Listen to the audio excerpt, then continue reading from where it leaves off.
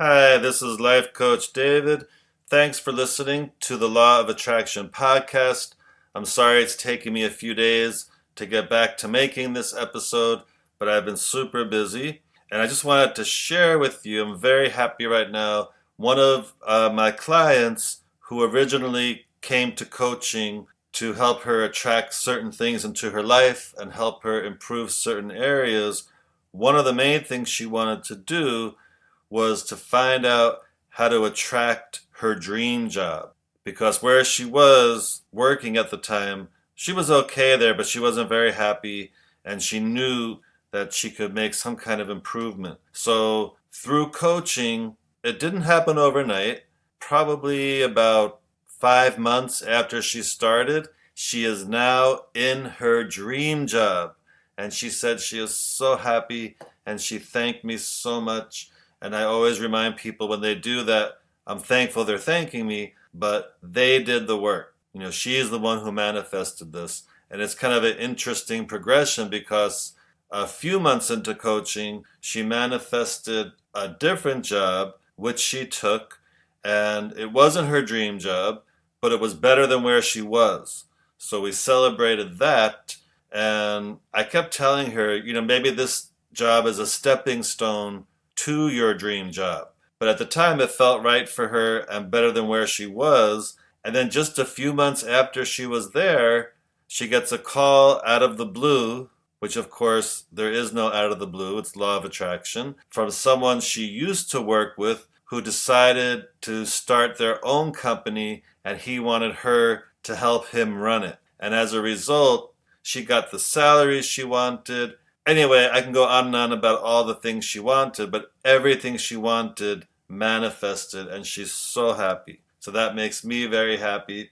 And another client emailed me today. She had come to me for coaching because she was dating someone and she wanted it to go in a more deeper level and ultimately marry this person. And she just wanted to know how to use the law of attraction to help make that happen. And it's been about, I would say, 4 months since she started coaching, and things progressed exactly how she wanted them to along the way, little by little. And today she said that she thanks me so much because they are definitely at a deeper level now, and they're talking marriage. And she's just like so excited that she now knows how to attract what she wants, and she'll always know that for the rest of her life. So I'm so happy for her and all my clients because they really all do have such great success through this type of coaching.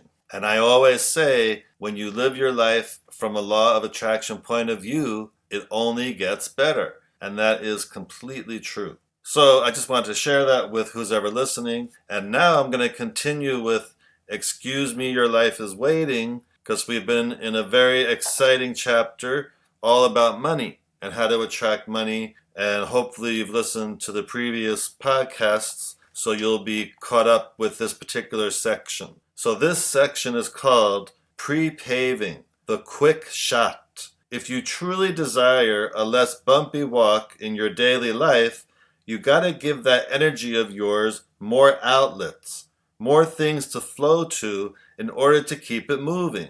One terrific way to do that is by pre-paving. Pre-paving isn't for cruises and castles and custom cars. Pre-paving is used more for intangibles, for creating a desired environment or atmosphere in order that a particular event or happening can come about. It's more, this is the way I want it to happen. Energy you flow to a stream of daily happenings and decisions like, I intend to roll into a close-in parking space at the show tonight. I intend to get my report finished with ease and on time. I intend to enjoy the day. I intend for my lunch meeting to be successful for both sides and enjoyable. I intend that the animosity between us be resolved and soon. That is pre-paving, sending out your vibrational intents ahead of time with feeling to arrange your day and circumstances as you desire them to be. Pre-paving is much like writing a news script, only not so involved. It's a quick shot. When you've gotten used to pre-paving with little things on a daily basis, start in with the larger business snags, maybe a client you're having trouble with, or a sale that's been on hold. Spend some time seeing and feeling the way you want the meeting to go or the contract to be signed, seeing and feeling in a series of quick shots throughout the day. A friend of mine did some pre-paving with a court case he was facing where he knew he was sure to lose. Instead of seeing himself winning, which he couldn't imagine with good reason, he saw and felt everybody coming up winners, shaking hands, patting each other on the back, etc. Sure enough, the case was settled to everybody's satisfaction a few days before going to court. Another friend, a young one, had a boss who was bugging her about her attire. Apparently the boss didn't like short skirts, and my friend had the misfortune of being the first to show up in one. Really put off by his attitude, she finally did some pre-paving with a totally humorous outcome. Instead of the boss ignoring her attire completely, as my young friend was visioning and feeling, he switched gears into open flattery as 3 other girls donned similar outfits. Hey, whatever it takes. Got a desk piled high with work? On overload with details? Pre-pave your day to go with ease before you get there. See yourself breezing through the work, speak your intent, and tell the universe why you want it. Then don't you dare pick up one piece of paper until you flow buckets of positive energy to get the valve of yours open, or you'll be right back in the overload soup. Pre-paving is simply sending your energy ahead of you, programmed with the frequency of your desire. Sometimes you send it to a specific place, sometimes you spray it around, other times you send it to a person. Granted, you can't change somebody's mind, force them to act against their will, or do anything that's against their nature, but in tense situations, you can pre-pave to create an atmosphere of trust and openness which will spawn congeniality. The groundwork is done, the rest is up to you and your guidance when you get there. Tell the universe what you want. Flow a batch of pure positive buzzing to it. Feel what it would be like to have it come about and know it's going to happen. That's pre-paving. And that's the end of that section. And I love pre-paving. And you always have to remember when you pre-pave a situation, it's how you want it to go, how you want to feel, how you want the other people to be. And then at the end of pre-paving something, I always like to go, oh, that meeting went really well. Or whatever it is you're doing it about, make sure when you come to the end of pre-paving, you say how well it went. And it works really well, and it actually helps you feel less anxious about something because you're pre-paving how you want it to go, so it's no longer a big mystery. Now I'm going to go on to the next section, the universe as sales manager. Business is slow, and you want to generate more profits. Maybe you're thinking you should add more sales staff or merge or go for a bigger ad budget. All the same old alternative to the same old question. How to generate more black ink. Here's a suggestion. Get some group energy going to square itself. Unlike Chuck's crowd, and Chuck was mentioned in a previous chapter, which is in a previous podcast, which focused on individual outcomes, your people script their desire for the company, which will ultimately be for themselves. What you're going for is group magnetics. The focused energy of any group squares itself in strength, whether positive or negative energy. So you could be talking some incredible dynamics here. If you have only 2 people with their energy focused on one goal, that energy squares itself by 2, so it becomes the equivalent of 4. However, if you have a bunch of people blasting away at one goal, now you're talking serious magnetics and a tremendous potential for change, providing most don't revert back to can't be done kind of thinking. Contrary to the widespread belief held since the Industrial Revolution, Generating more dollars above the line is not about hiring more sales staff to whack out the sales. It's about getting the staff you have into the habit of expectation by mentally and emotionally writing new corporate scripts.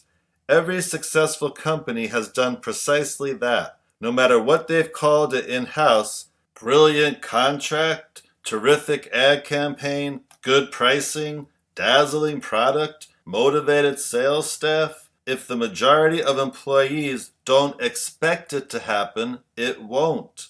However, if you can get everyone in your group feeling the excitement of a contract being awarded, feeling pride for the guy who got it signed, seeing and feeling a considerable new crowd of customers in the store, seeing success happening while feeling the value of their own contributions to that success, the exponential force of this type of magnetics is colossal. It will change forever the way you do business.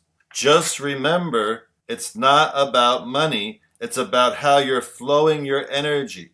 The money will come when you stop looking at how much of it you don't have.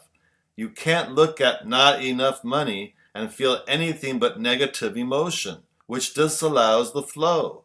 So find more ways to open your valve.